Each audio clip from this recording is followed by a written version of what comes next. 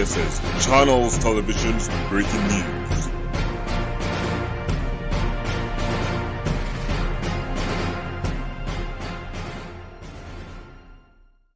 यावल तालुक्यात दिनांक 26 मे रोजी वादळाने घर कोसळले होते।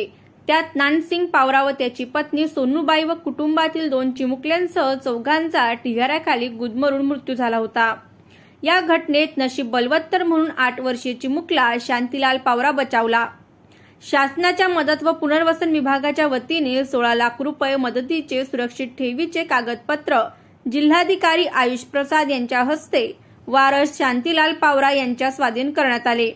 प्रसंगी शांतीलाल या शाळेचा युनिफॉर्म देत जिल्हाधिकारी प्रसाद यांनी त्याच्या पाठीवर मायेचा हात ठेवता चिमुकल्याच्या डोळ्यातून अश्रू पाझरल्याचे पाहून आयुष प्रसाद यांचे देखील डोळे पाणावल्याचे दिसून आले। प्रसंगी तहसीलदार मोहनमाला नाझीरकर, आदिवासी प्रकल्प अधिकारी अरुण पवार उपस्थित होते। ब्युरो रिपोर्ट, लोक बातमीदार।